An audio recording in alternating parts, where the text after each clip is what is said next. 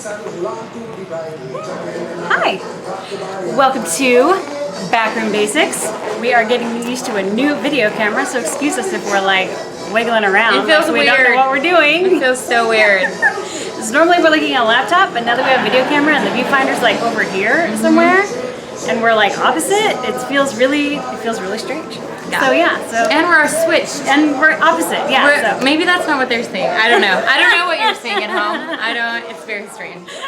We're getting used to it. Yep. We're fancy pants But now. yes, we are legit. Thanks to my husband. Thank you, my love. Aww. Yep. Now we're like in high def and everything. It's very exciting. High definition. I know. You're gonna see all my pores. 1080 DPI. Thank you, John Bradford. Oh god. Yep. Great. So sweet. Every wrinkle in high def. I don't like that. Yep. Here we go.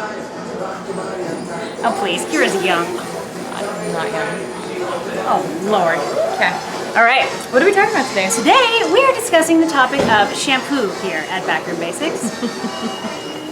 It's something that we get asked about a lot at the salon, Kira Frost and myself. And the reason that I wanted to bring up this video is because I got asked a question by one of my clients, and she said, I have used this shampoo and this shampoo, and they were both really, really good high-end salon brands, but she wasn't getting what she wanted out of them. And the reason was that she was only using the shampoo, but she wasn't using anything to really like follow it up, because she's a very natural kind of wash and wear type of person. She has a 2-year-old at home, she has a job, her husband works, so she doesn't have a lot of time. Woo, Sons of Anarchy. She doesn't have a lot of time in the morning to style, right? So she's like wash and wear. So the question today is, can you totally rely on your shampoo alone to do everything you want it to do in terms of your styling? And the answer is no. So that's what today's video is about. So, prescriptive shampoos, volume shampoos, we're discussing it all. Exciting. When Erin told me this, I had this puzzled look. Like, I had no idea people actually thought that a shampoo was going to give you everything you need. Yeah. So here we are debunking that myth. You need product as well. Yes. So when it comes to foundation, Erin Lopez is the pro at foundation styling. But there's a couple things that you have to keep in mind. First, what your hair texture is, what you're wanting to achieve, and then how you're going to achieve it. Right? Yep. That's 3 things. Yep. Go ahead, take it. Take it away. So you have like your volume shampoo, right? That's like that's like one of the biggest, easiest selling shampoos, right? Volume shampoo. Because everybody wants volume, everybody wants fuller hair, especially if you have fine hair. But what does that really do for you in terms of your actual hair? So it helps your hair stand a little bit away from the scalp. Your root stands up a little bit.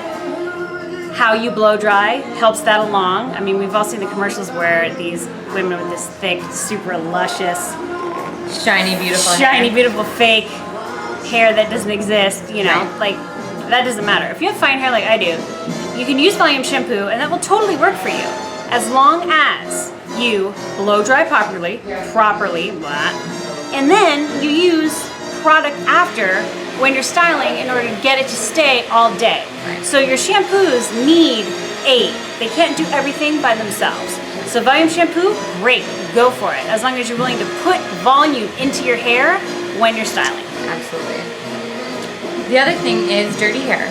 So if you're wanting to use something, if you want your end result to be a little bit more dirty, a little bit more gritty, a little bit more matte feeling, then you have a couple options. You can either use traditional shampoo and add in the dirt, or you can use a dry shampoo. Which is another great option, because dry shampoo will help kind of cleanse and dissipate all that oil, but it also gives you instant styling aid in a way. So that's another option. So you really have to be mindful of what you want the end result to look like. Whether it be volumizing, adding in. I'm a huge believer in the root lifter. I love a good root lifter because they're lightweight. Yep. They're going to give you that extra bump, especially for fine hair who needs it. And then, you know, I just use dirt. I just don't wash my hair. She just we'll get to that. Like, sticks her hand in the mud, rubs it in. There's probably like some spit up and, you know, maybe some zucchini. Dried food, yeah. Dude, she loves zucchini. She's all rent. Thanks, yeah. Mom. Eggplant was yesterday, all down my cleavage. I was like, Oh yes, sexy. Sexy. Volumizing dry shampoo. Yep. Keratin and protein. Another great way to add in chemically compromised hair is to repair it with protein. The problem is that when you over protonize the hair and you're packing in all this protein into the shaft, it does get to a certain point where it's full. And if you keep going, then you're over protonizing the hair and you actually cause breakage, even more breakage. So you have to really be careful. You have to really be careful. I said that back. It's true. It's true. And not use something like that every day because it will do the opposite of what you're wanting, to maintain and rebuild that hair. You're actually going to be doing the opposite. So you really want to do all of that in moderation. And usually once a week, twice a week, depending, on the condition of your hair. Yeah, so you want to mix that in with your moisture balance, right? So in school, I didn't know that until I went to school, right? So I was like, oh, my hair's damaged. I need keratin every day, but it started feeling kind of really brittle, and I was like, oh my gosh, now what's wrong? Well, Right. it's because it was too much of a good thing.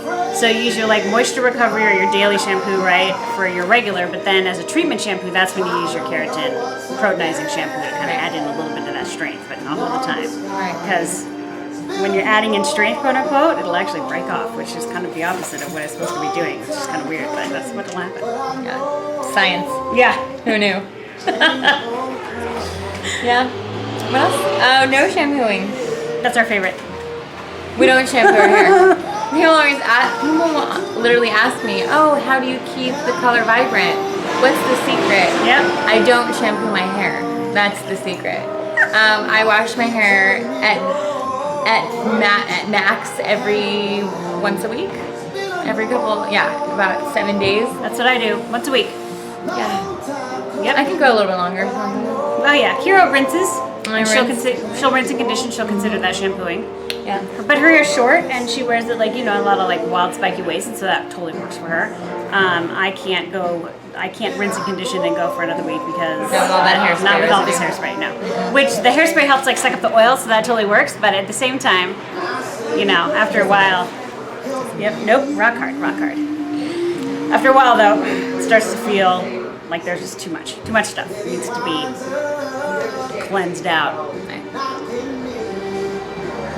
Way cleansed. So I'll go in there and scrub it out. Once, sometimes twice. Now, we're not saying go from everyday shampooing to shampoo once a week. Nope. You mentally and emotionally won't be able to handle it. Nope. You're gonna feel like a big grease ball. Yeah, you're gonna feel disgusting, and then you're going to call us and say you were wrong. I can't do this. It's horrible. So what we typically recommend is you shampoo every other day. In between, you're going to rinse really, really well and condition the ends. Don't touch the conditioner onto the roots because the roots don't need it, but your ends still need that moisture. And then get into that habit, and then slowly break off from that. So it would be shampoo, rinse, nothing. Shampoo, rinse, nothing. And then maybe shampoo, rinse, nothing. And then bam, you're at a week. Slowly but surely, because the problem is that your scalp is just a extension of your normal skin, and so the sebum oil, the oil production will balance itself out, given a couple weeks. So don't just go through and think I'm never shampooing again, and then it's all going to be fixed. It has to happen in moderation. No, you'll feel disgusting. So for those of you who need to, quote unquote, wash your hair in the shower in order to wake up in order to style it, just get it wet and recondition it, and it will do the exact same thing. Yeah, style as usual. I put in product every day. I actually have a spray bottle. I just spray down, spray hazel on the ground, just blow shutter, and then re-blow dry. That's what I do. So my water bottle is my best friend. So I don't even do that. Color vibrant. I am dry for a week, then it gets wet once, then I'm dry for another week. Oh my god, I cannot imagine shampooing, blow drying, and then styling this every day. No. Ugh! No. I'll do it though. Last but not least, the weather changed. So it definitely has started to get cooler, and a lot of people will notice, and I get a lot of questions about this, is the scalp freaking out. And all of a sudden you have dandruff where you didn't have dandruff for months and months. And that is completely normal. Again, your scalp is an extension of your normal skin, and so you're gonna go through a process when it starts getting a little dry. Yeah. So don't freak out. Don't go out and buy Head and Shoulders. You don't necessarily need it. It doesn't mean you have dandruff per se as like a chemical problem. It just means that your scalp might be a little bit dry. Yeah. It needs to exfoliate, shed off, just like Vinny's coat. Oh my God. Dog shedding everywhere. You know, but you're just preparing for that cold winter hostile environment. But there are, you know, a lot of great shampoos out there on the market that do have more of a medicinal property to it. If you're noticing that the dandruff isn't going away, there's some really great products out there that will help.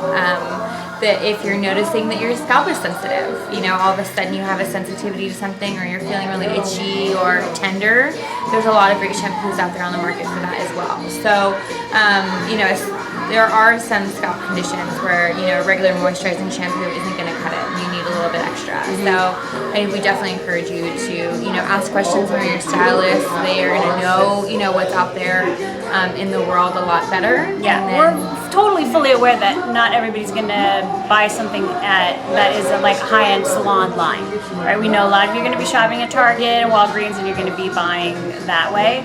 So your stylist will be able to help you out kind of like no matter where you shop. Of course, they're going to want to encourage you to get something that's like a little bit more high-end, and that's only in your best interest. But it's not like everybody's going to be telling you to go out and get something that's going to cost you $50, because not everybody needs that. That's not, I mean, you just don't need it. And price isn't necessarily, it's not indicative of the quality, to be sure. Yes. Yeah. So don't just think you have to buy the top line shampoo and it's going to be the best thing out there, because chances are it's actually not. It's a gimmick, and they're just trying to get your money. Yep. So there's a lot of middle of the road priced shampoos that are going to do wonders for you. Yeah, Kira and I use a lot of lines. You know, we have like our favorites, and we have kind of our, you know, ones that we wouldn't necessarily recommend. There are lines out there that are more prescriptive than others, obviously, salon lines, and we can give you that info if you want to drop us a comment. That's not a problem at all, and your stylist can do the same. Yeah. Anything else? I think we hit all of our points. Look at our notes. Thanks, man. Thank you. Thank you so much for joining us here on Backroom Basics in our new high definition camera setup. The camera's like this big. It's like really, really small. It's really petite. It's a really petite little tiny camera. Not like the one that my parents had that like went on the shoulder. Oh. Like, I have a funny story about that. I'll tell you later. So please join us next time here on Backroom Basics for more tips and tricks on how to keep yourself looking beautiful, especially during the holidays, for all those holiday parties. Please don't go to your holiday party looking like a schlub. Don't do it. Nope. We don't endorse that here. Thanks!